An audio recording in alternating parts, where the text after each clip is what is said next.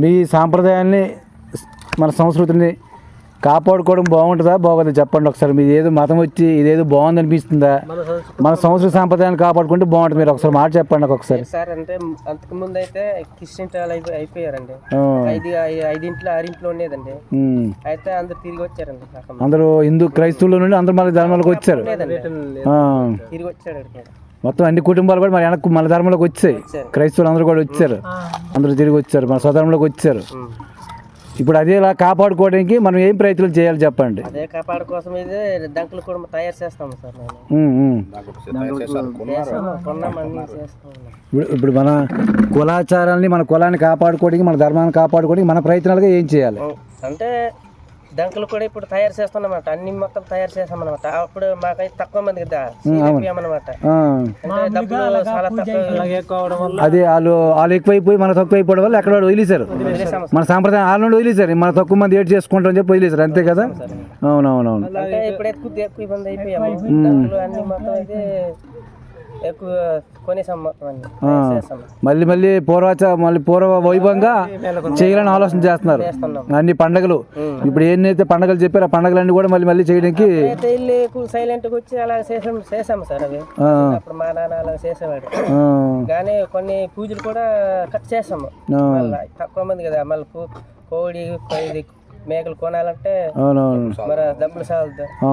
మరి అప్పుడు మా చిన్నప్పుడు సంపాదన కూడా లేవు సార్. ముగ్గులు మోస్తేనే కర్రలు మోస్తేనే డబ్బులు. అప్పుడు ఇలాంటి పనులు కూడా తెలియదు. అలాంటివి ఉండేది సార్ మాకు. ఎంత కొద్దిగా ఇప్పుడైతే కనీసం 10 సంవత్సరాలు 15 సంవత్సరాలు అవుతుంది బయటకు వెళ్ళడం అవుతుంది అనమాట. కొద్ది పని అందరూ ఇప్పుడు టౌన్ అంటే వెళ్ళి పనులు చేసుకుంటారు. లేకపోతే కొండ మీద ఎటువంటి సంపాదన ఉండేది కాదు. ఇప్పుడైతే ఇప్పటిలాగా సార్ బుగ్గులు కూడా సెల్లదు, ఎక్కువ కర్రలు కూడా సెల్లవు. అంటే ఇది మళ్ళీ ఆకు అప్పుడు చిన్నప్పుడు అమ్మేవాడు, ఇస్త్రాకులు అమ్మేవారు. అది అమ్మేవాడు కానీ ఇప్పుడు లేదు, అది కూడా లేవు. ఇప్పుడు సెల్లు చేతి వృత్తి అంతా మనకి లేదు సార్. అవునవును. అదే సార్ మాకు అంతే. అది అవన్నీ అంతరించిపోవడం అంటే ఈ ప్లాస్టిక్ ఐటమ్ ఎక్కువ రావడం వల్ల మనం. కానీ అది కూడా ప్లాస్టిక్ మనకు తెలియదు, దానికి ఇన్ఫెక్షన్ తెలియదు మనకి. అవునవును, తెలియట్లేదు. నిజమే, మీకు తెలిసినంత తెలియట్లేదు. అవునవును, అది ప్లాస్టిక్ సాంబార్ కూరకి ఎంత వేడి చేస్తున్నామో మనకు తెలియదు. అది మాకు కలిపి తింటున్నాము, తెలియదు. అవునవును. మీ పేరు? చిన్న కుమార్. అయితే మీ పండుగలు కంటిన్యూ చేసుకోండి. మీ పండుగలు మరి ఏది విడిచిపెట్టుకోండి, అన్ని పండుగలు చేయండి. పిల్లలకి ఈ తరానికి అప్పచెప్పండి.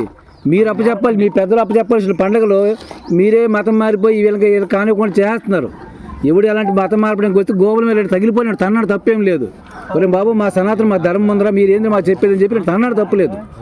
అంతేగాని అదేవిడో మాయ మాటలు చెప్పేసి మతం మారిపోవడం.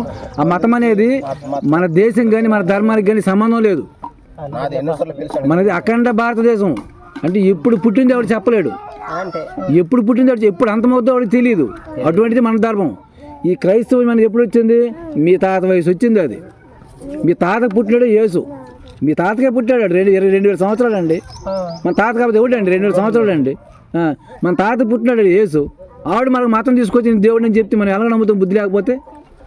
అంతే కదా. ఇప్పుడు నీ తాత నువ్వు నమ్ముకొని దేవుడు అనుకుని తప్పులేదు. నిన్ను కన్నాడు, నీకు ఒక బాధ్యత తప్పు చెప్పాడు కాబట్టి నీ తాత నువ్వు నమ్ముకున్నా పుణ్యం వస్తుంది నీకు. ఆడవుడిని తీసుకొచ్చి దేవుడు అని చెప్పి మన ఎత్తుకొని కూకోవడం నాకు అర్థం అవ్వట్లేదు. అంతే కదా.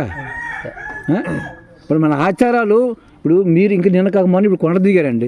అలాంటి మీ తాతలు అందరూ అదే బాధ్యతలు. అప్పుడు ఎవరు ఏ జన్మ లేదు, ఏ ఊర్లు లేవు, గ్రామాలు లేవు, టౌన్లు లేవు. మీరు మొట్టమొదటి ఆదివాసి జాంబవులు మీరే కదా.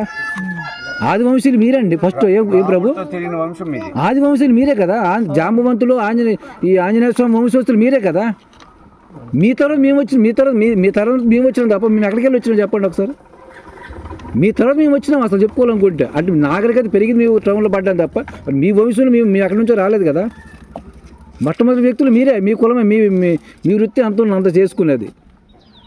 అటువంటిది మీరు అదేదో మాయలో పడేసి ఆ గొర్రెన కొడుకుల మాయలో పడిపోయి ఆ ధర్మ ఆ దరిద్రాన్ని మనం అంటించుకోవడం ఎందుకు? అంతే కదా. అది కంట్రోల్ చేయాలంటే మీలాంటి జీవితే దానికి పరిష్కారం. గ్రామంలో లేకుండా చేయండి.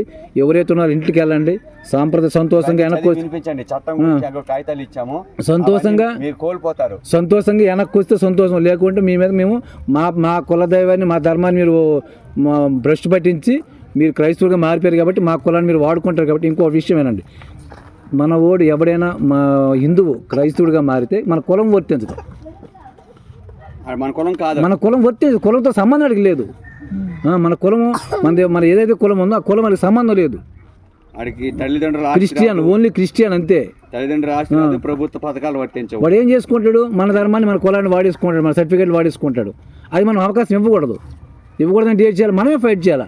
మా గ్రామంలో మేమందరం వెళ్ళిపోదాం, మనం అందరం కూడా ప్లేస్ చూసి మేమందరం కూడా ఒక కులానికి పుట్టినాడు, ఒక ధర్మానికి పుట్టినాడు. మరి మీరు వేరే మతం తెచ్చుకొచ్చారు అంటే మా కులాన్ని మీకు సంబంధం లేదు కాబట్టి మీరు మా ధర్మానికి వస్తారా, లేకపోతే మేము ప్రభుత్వానికి కంప్లైంట్ ఇవ్వాలా. ఏ స్వామి అంతే. సంతోషం వస్తే సంతోషం, లేకపోతే మీకు ఇన్ని కుటుంబాలు ఉన్నాయి మా ఊర్లో ఇన్ని కుటుంబాలు క్రైస్తవులుగా ఉన్నారు అని మేము కంప్లైంట్ ఇస్తాం. మీరు చెప్పాలి, మీరే చెప్పాలా. కాదు. ఇప్పుడు చూడండి, మన చుట్టాలు బంధువులే కదా. ఇప్పుడు చూడండి, వాళ్ళు పెరగడం వల్ల మన సనాతన ధర్మాన్ని వదిలిసుకున్నారు లేదు మీరు? వాళ్ళు పెరగడం వల్లే కదా మన ఆచారాలు వదిలిసుకున్నారు లేదు? మీరు చెప్పండి అసలు. మీరే అంటున్నారు అన్నమాట. ఇన్ని సంవత్సరాలుగా కొన్ని తరాలుగా వచ్చినటువంటి ఆచారాన్ని వాళ్ళు పెరగడం వల్లే కదా ఈ ఆచారాన్ని వదిలేస్తారు. ఈ రోజు మళ్ళీ చేసుకోగలుగుతున్నారంటే అర్థం ఏంటి?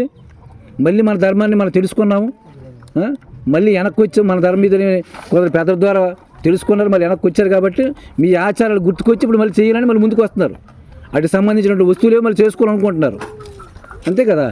మరి ఇలాంటి ఆచారాలను వదిలేసి అదేదో ఆచారాన్ని పట్టుకొని ఏదీ లేదు వాయు వరుస లేకుండా బతుకుతామంటే మనం జంతువులమా?